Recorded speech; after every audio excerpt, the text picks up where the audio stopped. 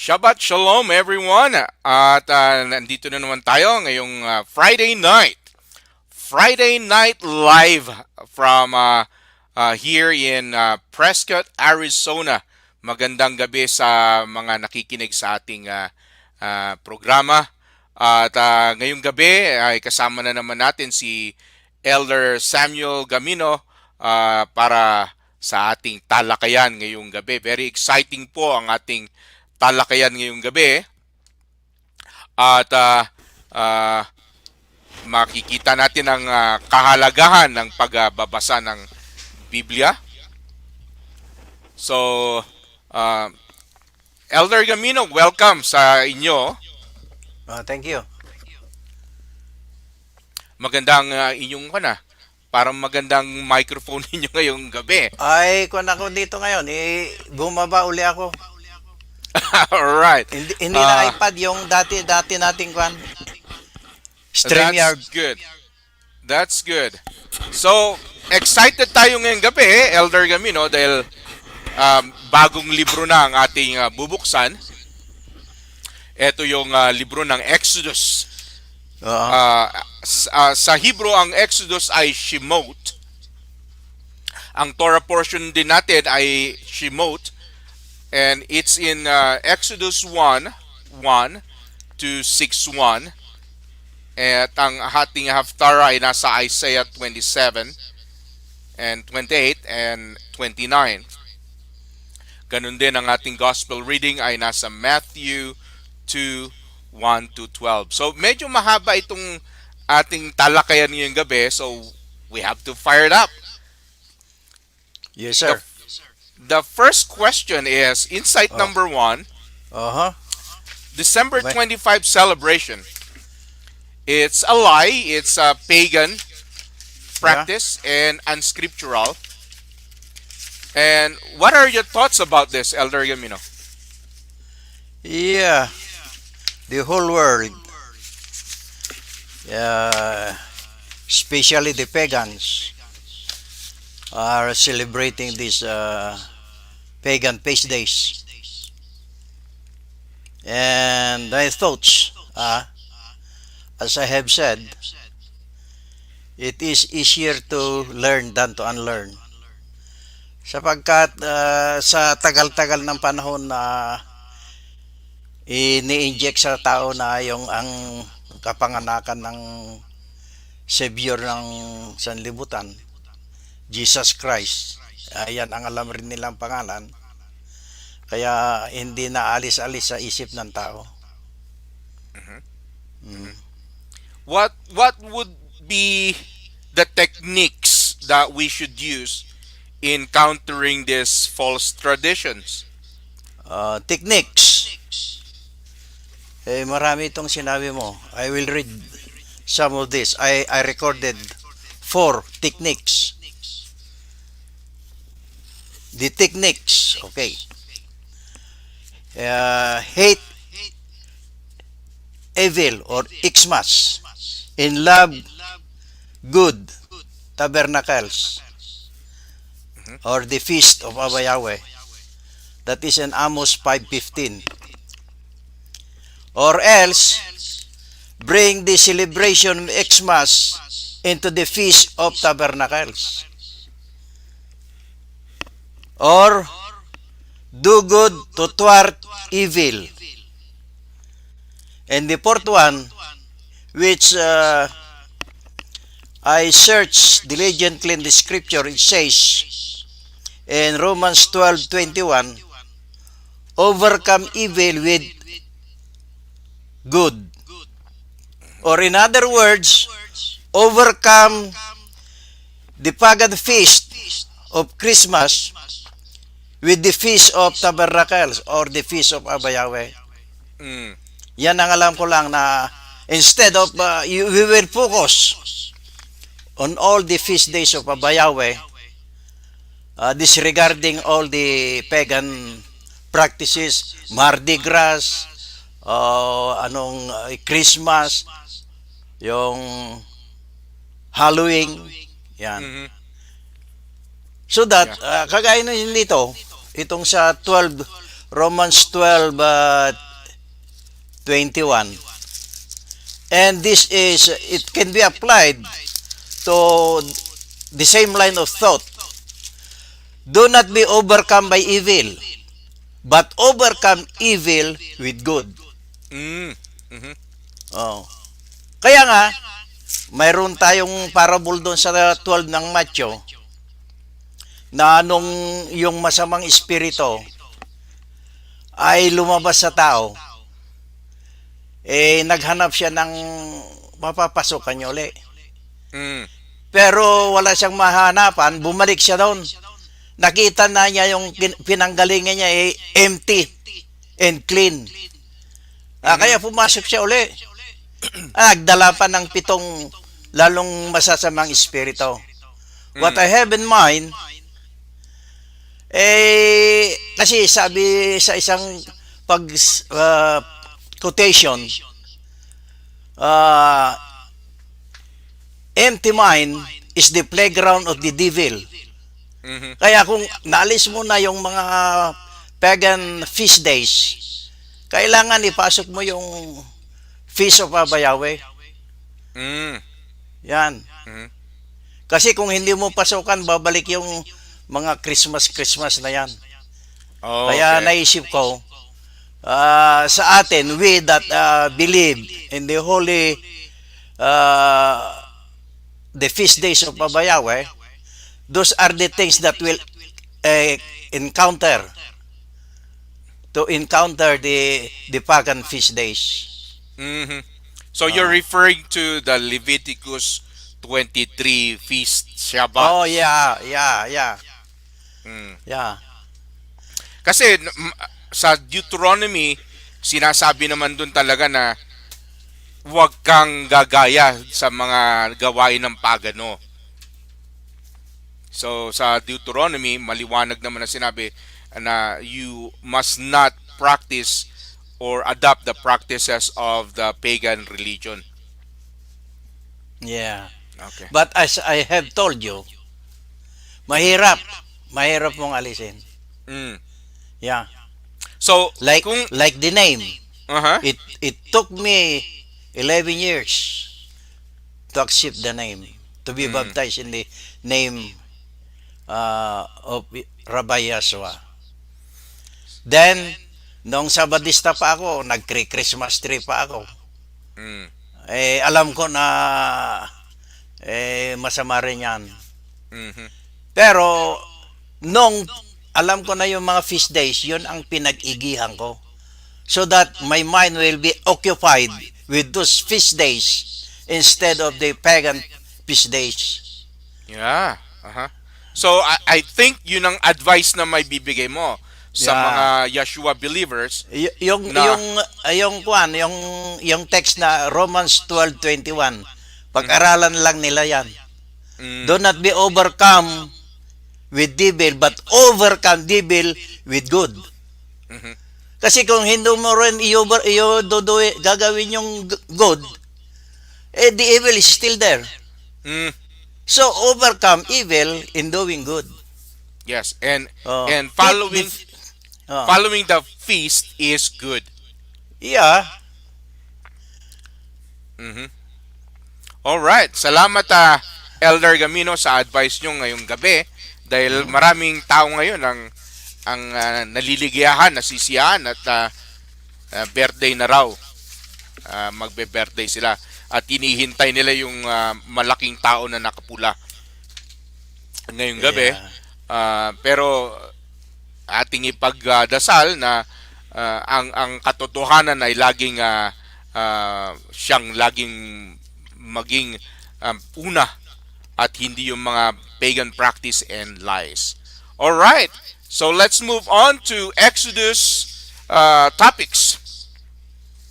So punta tayo ngayon sa Exodus 2:14. Ang sabi niya, he answered, "Who made you a prince and a judge over us? Do you mean to kill me as you killed the Egyptians?" Then Moses was afraid and thought, "Surely the thing is known." yeah, So etong libro na Exodus para sa kaalaman ng lahat, nung nagbukas ang libro ng Exodus, nang sinarado natin ang Genesis at nagbukas ang unang pahina ng Exodus, mga 200 to 300 years ang pagitan.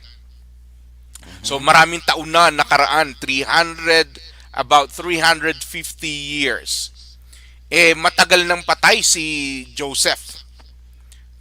Ang buto ni Joseph nandun pa rin sa Ehipto, pero matagal na siyang patay. Ang Pharaoh na bumuno ay hindi na yung Hyksos. Ito talaga'y isang Pharaoh na Egyptiano. And he afflicted the Israelites with burden, and he enslaved the Israelites already. Sa istorya rin, in order niya na yung mga lalaking babies ay kailangan patayin.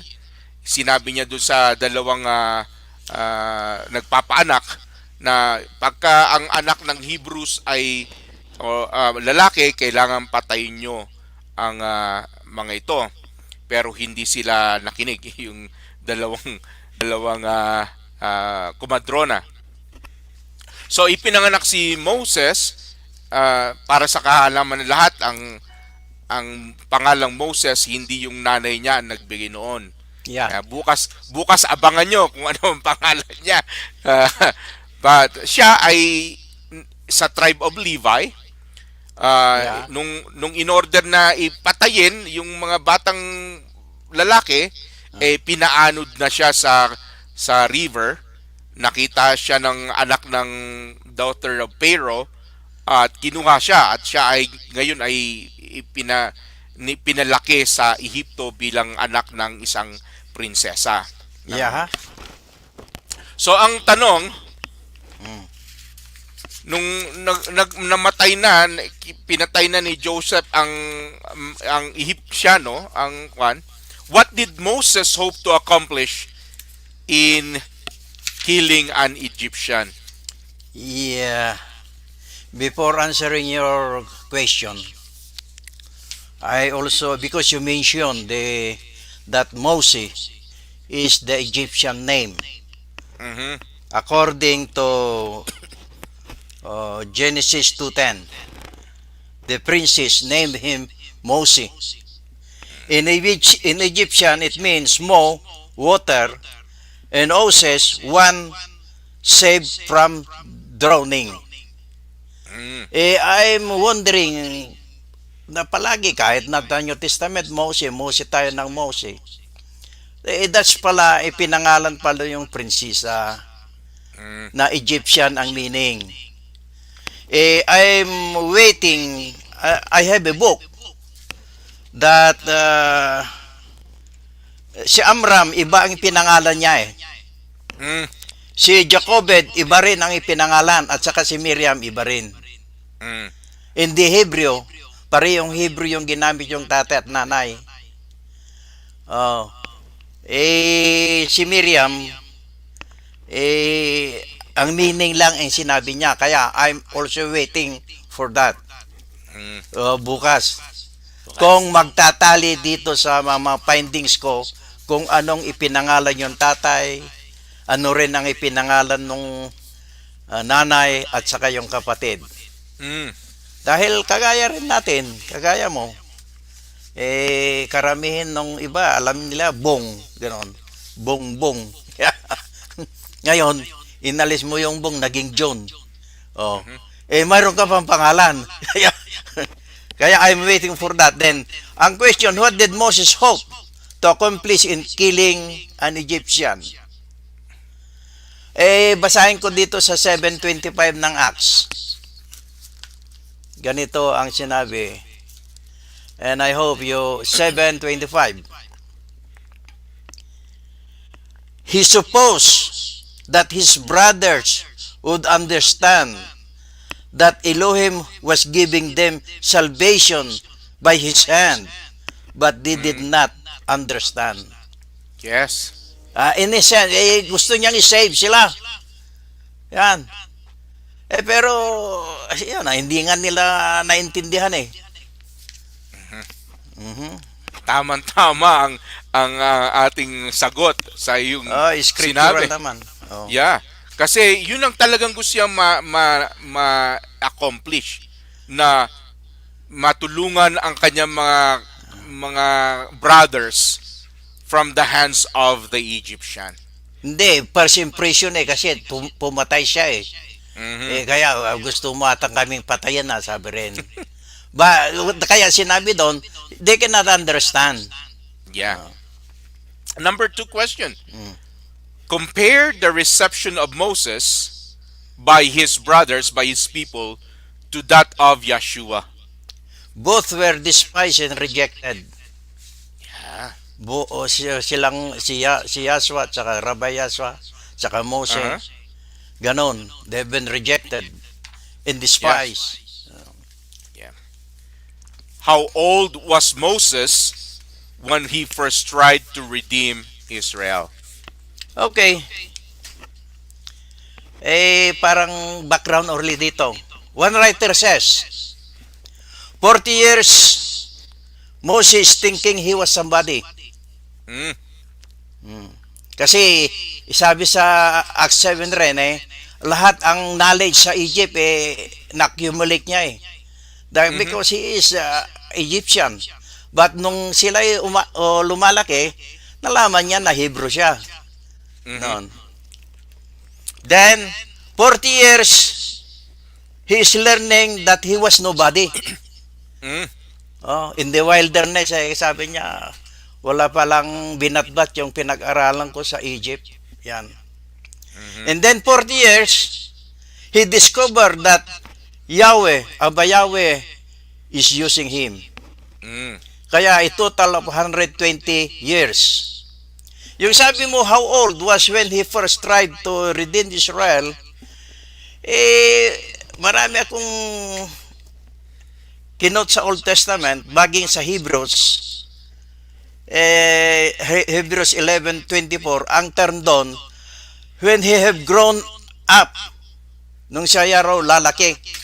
Then another version says, becoming strong. Mm. But in the New Testament, sa Acts 7:23, sabi niya, he was 40 years old. Yes. Wala. Yeah. Kaya doon siguro nag-umpisa yung salitang life begins at 40. Oh, Oh, yeah. nakuha mo yan. Life So, begins at 40 raw nung pinatay niya yung Egyptiano na umaalila doon sa nagmamaltreat doon sa kanyang brothers na Israelite, Oh. yung kanyang edad ay 40 years old. Yan, 40 years. 40 years old. All right, next insight number 3. Nasa Exodus 3 na tayo. Eto nung umalis na siya at nakapatay na siya ng Ehipsyo. Now Moses was keeping the flock of his father-in-law, Jethro, the priest of Midian, and he led his flock to the west side of the wilderness and came to Horeb, the mountain of Yahweh. And ang alam natin, when an ordinary encountered Yahweh like Moses, the ordinary is immediately transformed into an extraordinary. So dito, nung na-encounter niya si Yahweh Elohim, ang Elohim ni Abraham, ni Isaac at ng kanilang amang si Jacob, itong ordinary person na nagpapastol, kasi na pag-aralan niya, 40 years siya na pag-aralan na wala pala siya, hindi pala siya ganong kabida, Kagaling. kagaling, ngayon, na-encounter niya yung Yahweh Elohim, the Elohim ng kanilang ama. Elohim, sabi din sa Biblia, Elohim din siya ng kanyang ama na si Jethro. Na-transform siya into an extraordinary being. Ang tanong, what are the alternate names of Mount Horeb? Doon sa text sinabi, the mount of Elohim, or this is Sinai. Yeah, huh? Sinai. So, importante itong mount na ito. Oho. Dahil dito mangyayari ang pagbibigay ng instruction, right? Written instruction, sabi mo, dahil Yes. way back in the book of Genesis, there are already instructions down there. Mhm. But as I told you before, it's orally given to the people. Mhm. Mhm. At nakalimutan ng mga tao, ngayon ang sabi, isulat mo na para hindi makalimutan. Uh, So, parang naibigay ko na ngayon ng pana. What made Mount Horeb special? yeah, it is the place where the Moses received the Ten Commandments. Mhm. Mhm. So, pangatlong tanong, Special aha. pa dahil uh, when Moses approached Abba Yahweh face to face, Mhm. there are lightning and thunders. Yeah. The mount quick, so it is very fearful Mm. to approach the Almighty One. Mhm. Kaya ako'y nagtataka doon sa mga ibang preacher na sinabi nila, nakausap po ang Diyos. Naku, Mm. very horrible. Mhm. Parang, kumbaga sa kwan, kahit nila yung kwan, yung hinawakan nila yung Art of the Covenant, may Mm. namatay. Mhm. May bultahe yun sa pakiwari ko eh. Di lalo na itong Almighty One. Mm. It's very fearful. Kaya, iwan ko yung mga isip ng iba Mhm. ganun na lang na sabi nila, nakausap ko ang Diyos eh. Sabi. Mm. Special din itong mountain ito dahil sa dinami-dami ng mountain, ito ang pinili na pag-aapiran niya. Ganun din, special din si Moses. Bukas malalaman natin nga kung anong pangalan niya sa Hebrew. Kaya sasabihin ko. Special din si Moses dahil sa dinami-dami ng Israelites or Hebrew, siya rin ang pinagpakitaan. So pangatlong No, tanong. but what I have in mind, the more you have authority, the have you more responsibility. Correct, yeah. Kaya umaangal rin si Moses eh. Kaya ang pagpastoring, ang pag-shepherd is not a joke. Mhm. Yung if you want to serve by heart, kahit yung mga nanunungkulan sa mga government natin, Mm. it's not easy. Yeah. But if you are responsible, Mhm. what will be will be. Oh, wala. Yeah. Yeah. So, sinabi mo na rin yan na dapat special na tao. So, for what type of people is Yahweh seeking to be servant based on Exodus 2 and the life of Moses? I read the whole chapter of Exodus 2. Marami namang characteristic doon na nabanggit. Mhm. Pero I think so you must be bold, you must be meek, you know, Mhm. patient, all the good qualities of being a leader. Mm.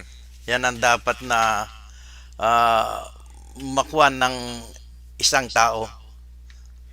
Yeah. Uh, Yeah. Pero to be- malalaman natin dito na alam na natin na si Moses at that time ay very ordinary person. Pero Yeah. nung na-encounter niya ang Elohim, Yahweh Elohim, naging extraordinary siya. So, pagka ikaw ay na-encounter mo ang Yahweh Elohim, magiging extraordinary person ka rin sa kanyang gawain. yeah. But the problem, may isa ang nagtanong sa akin, siya na nga nag-sacrifice, hindi pa siya nakapasok sa Mm. promised land. Mhm. Oh. Yeah. Basta yung inaasam-asam nilang promised land, inatanaw lang niya, hindi siya nakapasok. That's true. That's true. Uh, All right, let's move on to the next insight. Insight number 4. Ito ay turning aside. Exodus 3:2, and the angel of Yahweh appeared to him in a flame of fire out of the midst of a bush. He looked, and behold, the bush was burning, yet it was not consumed. So Moses saw an ordinary thorn bush, right? Ordinary thorn bush, pero naging extraordinary nga dahil nandun ang Elohim. So he turned aside to investigate. Nag-investigate siya. We must turn aside our plans to investigate as well in order to have an encounter with Yahweh Elohim. So, kailangan yung mga tao, kung talaga naghahanap sila ng katotohanan, they have to investigate, right?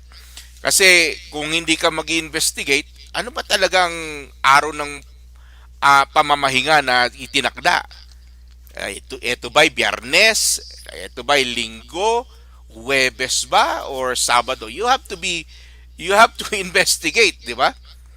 Sa pag-investigate mo, dun mo matututunan kung ano talagang totoo, and then you will have an encounter with the truth. You will have an encounter with Elohim. We must pay attention. Sabi nga, sometimes those burning bush are subtle. Katulad nga ng ibang kwento bakit hindi mo ko binigyan ng tulong na kailangan kong makapunta rito? Nandun ako sa gitna ng island, ang hiling ko sa iyo bigyan mo ko ng barko, pero hindi mo ko tinulungan, baka pinadalhan ka na ng kahoy na pwede mong sampahan, hinihintay mo yung barko. That's why you have to pay attention. So ang mga question natin with these insights, what made the burning bush so extraordinary?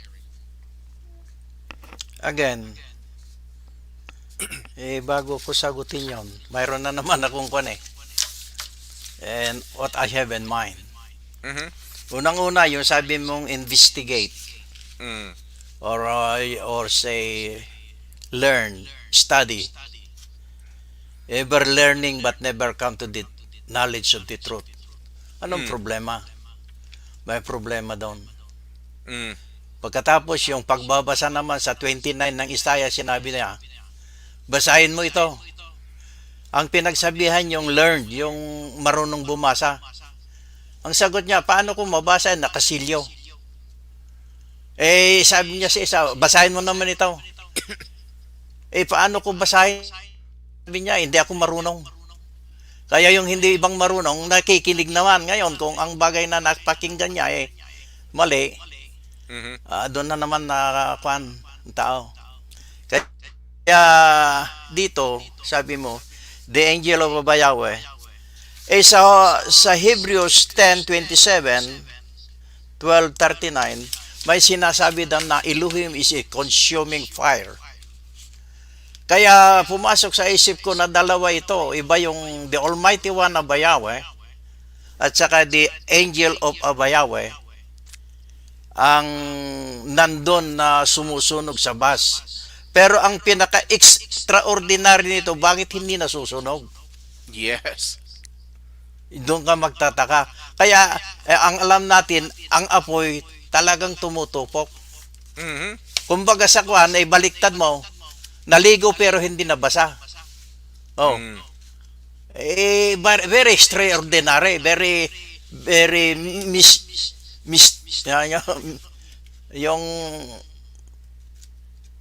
yung hindi mo may paliwanag.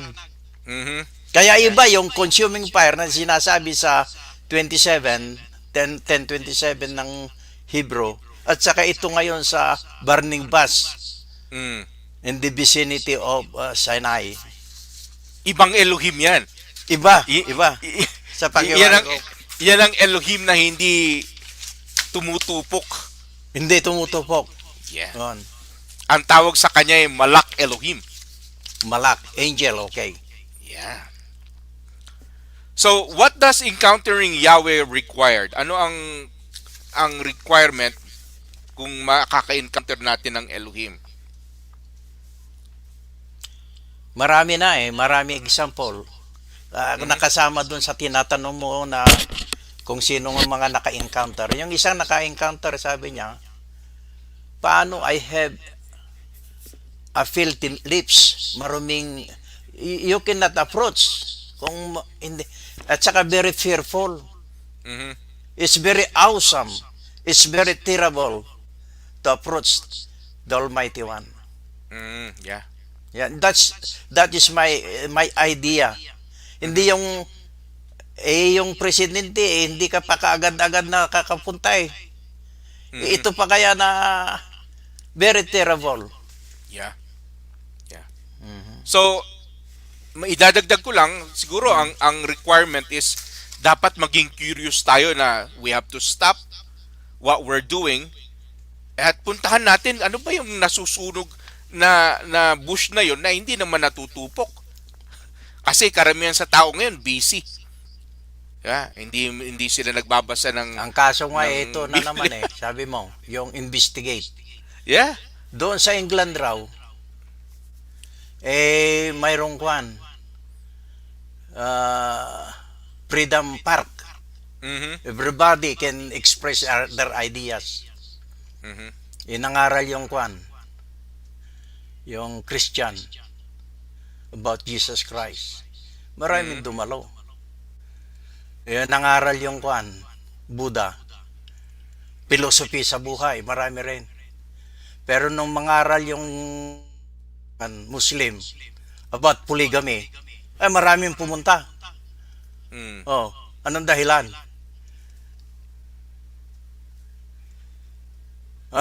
Sinabi na ng Biblia they sakatin ng kanilang tainga, yun ang gusto nilang marinig. Makati ang tainga nila Yeah. Oh. Pero kaya nga, sa atin, kailangan, it's a good Kaya start. nga may nangangaray, nag-investigate rin eh. Ito ngang kaya nga yung isang preacher ng Sabadista nung ako, binata ko, nangangaral dahil kulpultor eh. Hindi nakikinig yung mga tao. Dumukot siya ng barya sa bulsa niya, init siya sa taas. Nung kumalampag napalingon silang lahat eh. Oh. Dahil yung kalampag ng pera ang naka-attract sa kanila, hindi yung tinuturo eh. Yeah. Oh. Kaya alam natin na dapat ang pag-aralan, maghanap ka nung totoo. Dahil ang totoo ang dapat natin pinag-aralan.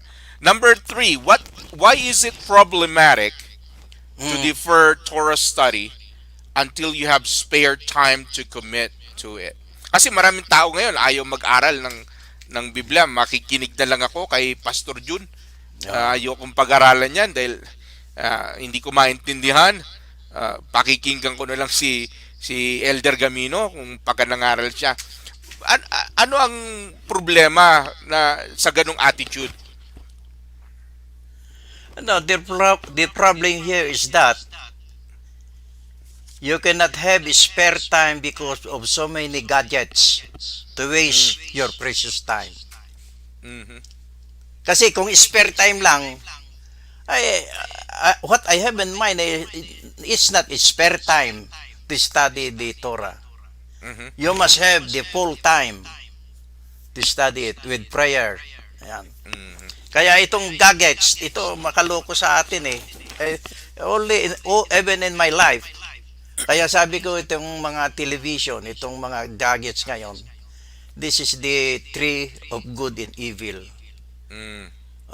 Nandyan na lahat eh. Mhm. Kaya ngayon, people are wasting their time.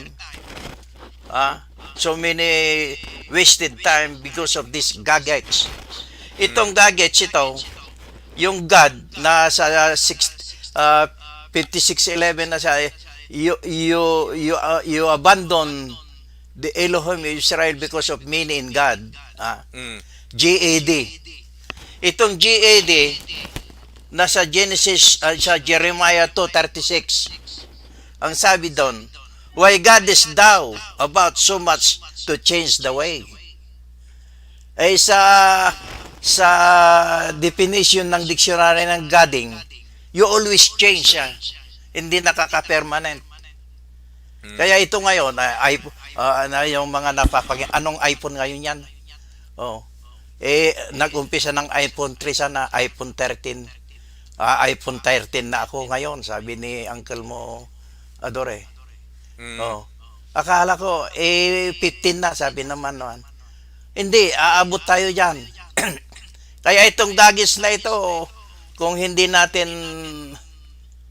we will not be cautious or have control or discipline ourselves, Mhm.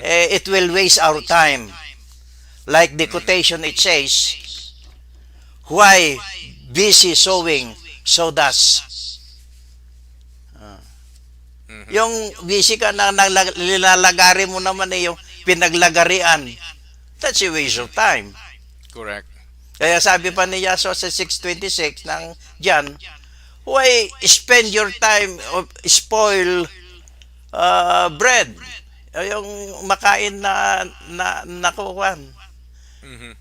Kaya ang dapat isipin ng tao, kagaya nung napakinggan ngayon yung audit na kwan, audit na storm.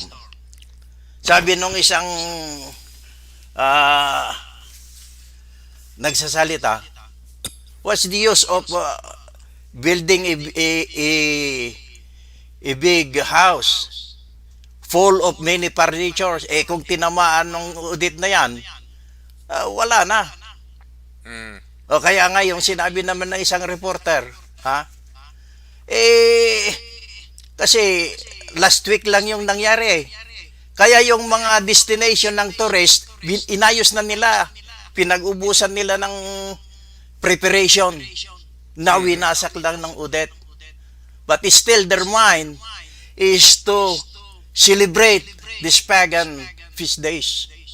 Mm. I think this is a wake-up call. Mm. Yeah. Yeah. Kasi And nawala wake up. na. Yeah. And wake up call also na that the time to really study the word of Yahweh is now. Yeah. Yeah. Now is the time. Now is the time. Yep. All right, let's move on to insight number 5. Uh, Exodus 3:4.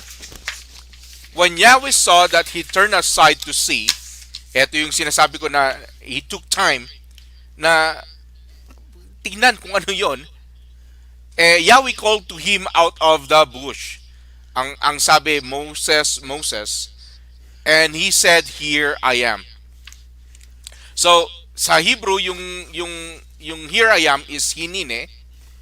And hinine is the same as Shema. Ang ibig sabihin nandito po ako. I'm ready to listen. I'm ready Yeah, to yeah. respond. And I'm ready to obey. The following were called and they answered hinine. Si Abraham, nung tinawag, sabi niya, ready po ako makinig, ready po ako na mag-respond, and ready po ako na mag-obey.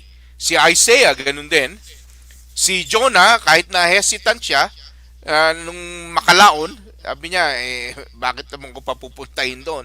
Pero sabi niya, I'm ready to listen, I'm ready to respond, and I'm ready to obey. So, ganun ang ating attitude sana, na this is the right time to devote ourselves in the study of the word of Yahweh Elohim, to be really seeking him and ready to listen to kung ano ang kanyang sinasabi, ready to respond na instead of sabi nyo nga, instead of December 25, dapat ang i-celebrate na natin yung Leviticus 23 because that's the obedience.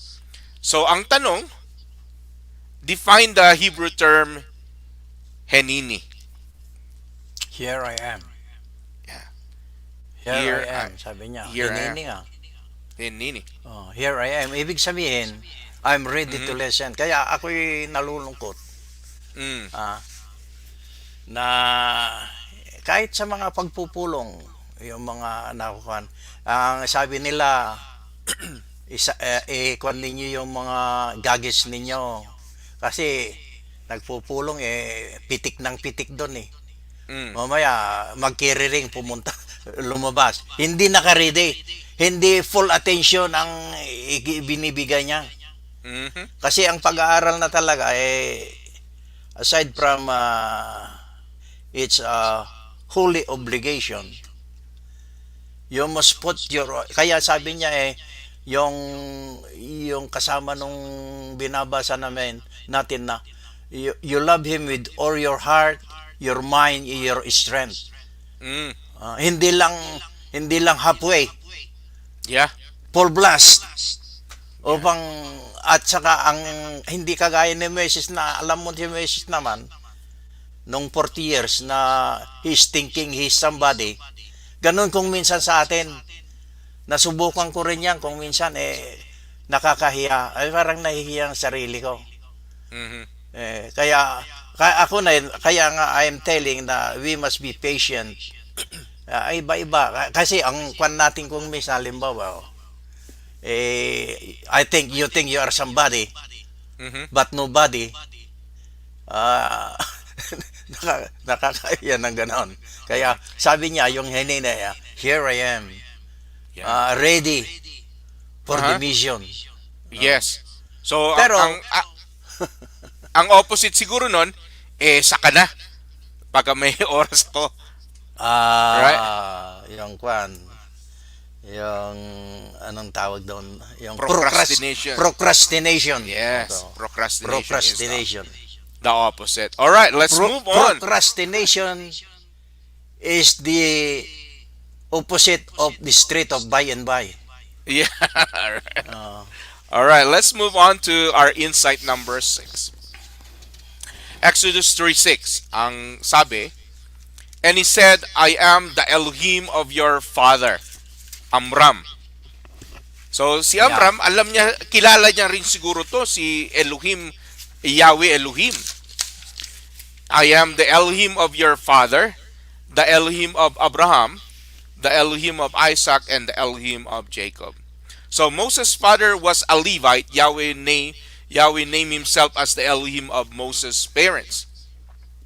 So kilala siguro ni Amram itong Elohim ng kanyang mga ama. Apparently Moses' father took time for holiness. So Yeah. so ang mga katanungan, ano ang pangalan ng ang tatay ni Moshe? Si Amram.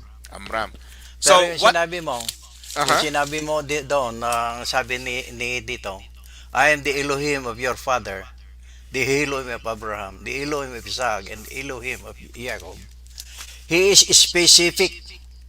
Yeah. Dahil dito sa 17 ng Acts, sa paglilikod ko, sabi ni Paul, Mm. sa inyong mga altar na Griego, sabi niya, I found written agnostic theos, the unknown Elohim. Mm. Ito ngayon ang sasabihin ko sa inyo. Dahil ito, specific yung sinabi niya, Elohim ni Isaac, ni Jacob, ni Abraham. Mm. Pero yung inilagay naman ng mga Griego, hindi kilalang Elohim ito. Kaya very reservation rin sila. Dahil kahit na marami silang mga Diyos-Diyosan, naglagay rin sila ng altar upang kahit sila to make it sure. Yeah. So To play safe, sabi to Play- play safe. Oh. Ah. Ngayon, nung makita ni Paul, ito ang sasabihin ko sa inyo, ito ang hinahanap nyo. Di pinaliwanag niya ngayon. Yan. so alam natin na yung tatay ni Moses, kilala niya ito, Yung, Elohim. So what is a parent's greatest spiritual potential sa kanyang mga anak?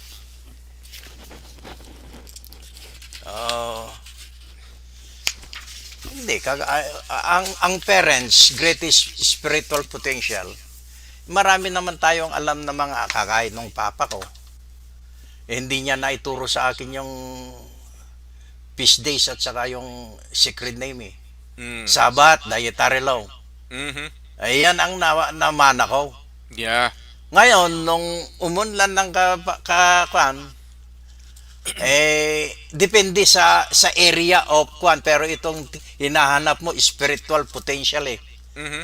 Kaya kahit sa politics, ito, kaya nga naalaala ko yung sabi ni Kwan eh. Sino bang nagsabi? kung anong ipinakain, halimbawa, ang hanap buhay niya ikwan sa politiko, Mm. doon siya sumisweldo. Yun ang ipinakain niya sa mga anak niya, eh, susunod sa yapak ng ama.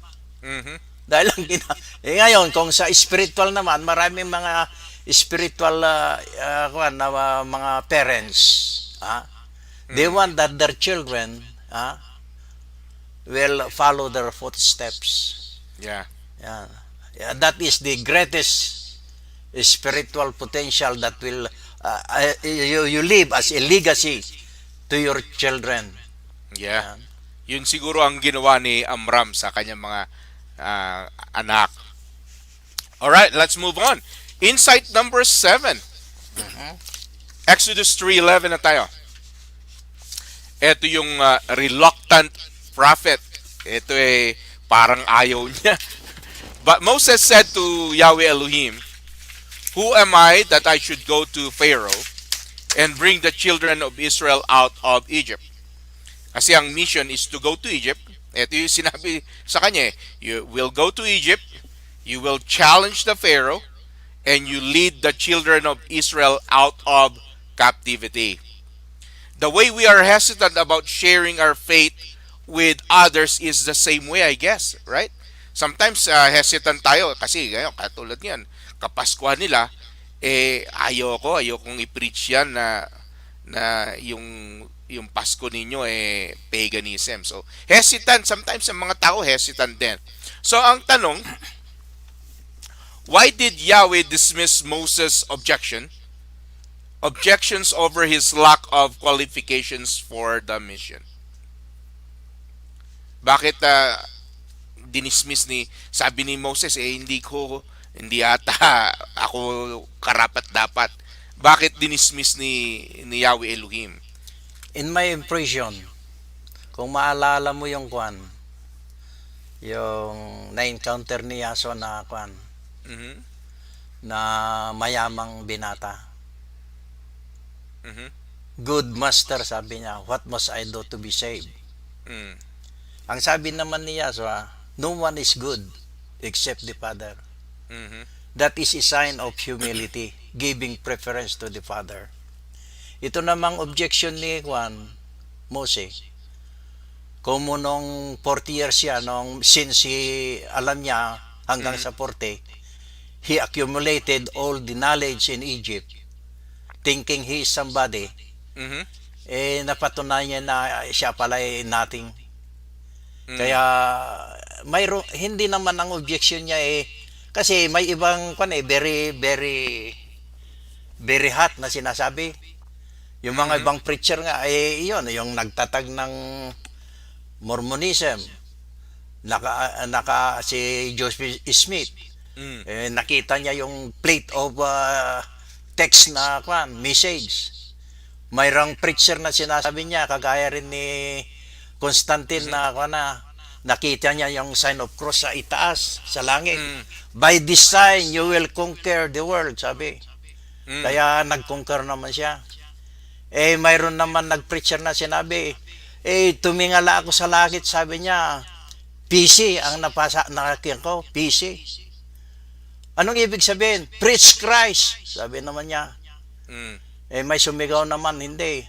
Plant kamuti, sabi naman. Kaya ngayon, yung mga obsession na yung mga taong ganyan kumisan, parang it's just a hallucination. Kaya hindi naman dinismiss ni Moses pero nag-object siya. Kasi the more you think, the more you know, the more you know how little you know. Yeah. But again, kung kailan kang nakakaalam ng marami, lalong nalalaman mo, nakukunti ang nalalaman mo. that's true. Pero si Yahweh Elohim, siya ang gumawa kay Moses, alam niya kung ano ang kayang gawin ni Moses. Alam, That's why he dismissed. And the answer to the third question, the most important criteria, I guess, it's Moses' humility. Very humble si Moses. Kagaya nga ni Yahshua na sabi niya, only the Father is good. Pero he is good. Mhm. Pero he is giving preference to the, yan, sign, it's humility. Alright. So, bigyan mo nga ng example ang mga tagapakinig natin ng isa pang leader or prophet na very reluctant nung siya ay inutusan. Ang nabasa ko si Juan nga, si Isaias, Aha, yeah. nung sabihin niya, I have a filthy lips, sabi niya. Yeah. Pero lininis na no angel nga eh. Kaya Yeah. sabi niya, ako, isugo muna ako. Mm, Meaning to yeah. say, you must be prepared. Mm. Ayan. Ito Ang, naman ang, si Jeremiah naman, sabi niya, I'm yes. young. Bata pa ako, sabi niya. And I do not know how to speak. Yun ang Ayan. kapareho ni Moses. Oo. Kasi yun ang sabi ni Moses din eh. Hindi ko alam na magsalita. Pero sabi sa New Testament, magaling siyang magsalita. Alright, let's move on. Malapit na ang ating time, but let's finish this up. We will Insight not. number 8. Okay, okay. Then Moses said to Elohim, if I come to the people of Israel and say to them, the Elohim of your father has sent me to you, and they ask me, what is his name? What shall I say to them? So this is 350 years ang nakalipas, and Yahweh is reintroducing himself to Moses and to the Israelites.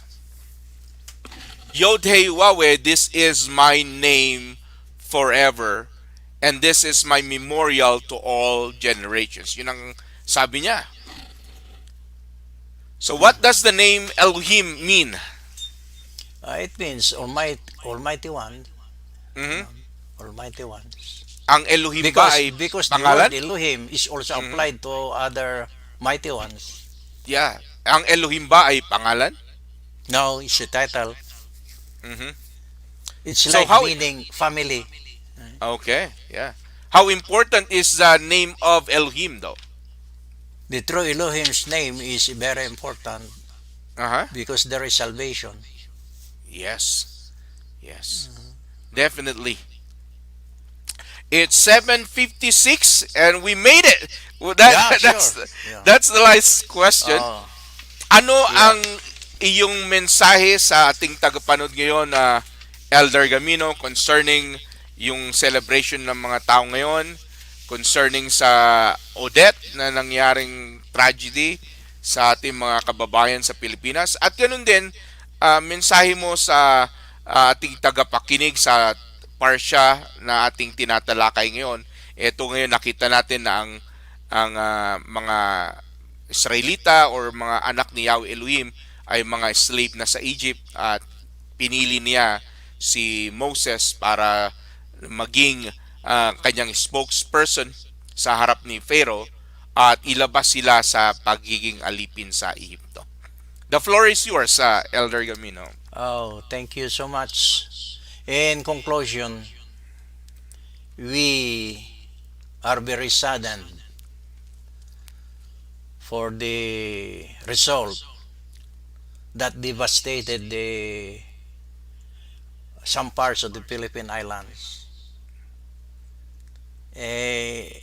Kung paanong tutulong, marami rin mga tumutulong sa immediate needs of the people. But I think the most important is to know the truth. Kagaya nung isang pag-uusap natin nung tumaan rin ng tornado dito. It's very devastating. Strong wind, heavy rain. The light have been blacked out for several minutes. And our hearts are to those who have been direct hit by the tornado. Magpapasalamat sa Abayawe, and we will give, even in the midst of tragedy, there are people who will survive. Mm. That's why sometimes I'm wondering why good people suffer. Why do righteous people suffer? Those are questions in my mind that still I'm seeking the right answer. Pero ito kung minsan, it takes a storm to prove a house. Kahit storm ng buhay, actual storm, ah, ang magaling lang sa mga ibang tao, in spite of all these calamities, they are resilient. Still, they can stand up. Pero ang ibang mga tao, kasi during my time, kung may calamity, galit sila sa Almighty One. Yan. But those are not a good attitude. Probably we suffer because there is something happening. Uh, Always praying.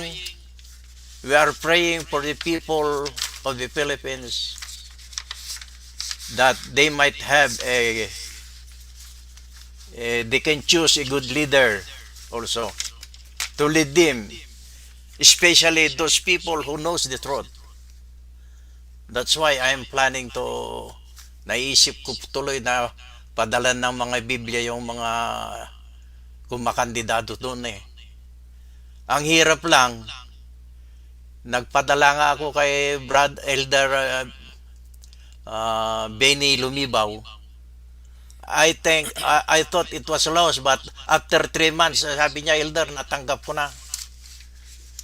The problem again in the Philippines, the postal system is very corrupt. Kaya this might be a wake-up call that we must return to the fold of Abba Yahweh and the truth. Yan. Our hearts and mind are to the people who are suffering in our country.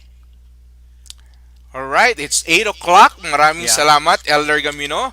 Okay. And sa ating mga taga-pakinig at nanonood ngayong gabi, I'm inviting you to watch our Shabbat service for tomorrow. Okay. Alauna ng hapon po dito, 1:30 ng hapon dito sa Arizona time.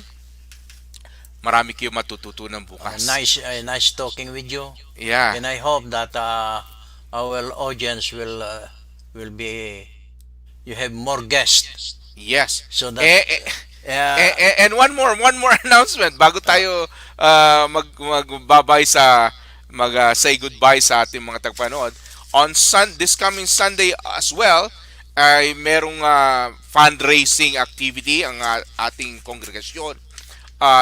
We're hoping that you guys will participate para po makatulong po tayo sa ating mga kapatiran, lalong-lalo na nasalanta ng bagyong Odette. So, ngayong gabi ay maraming salamat sa inyong panunood at Shabbat Shalom sa inyong lahat. Erev Shabbat Shalom.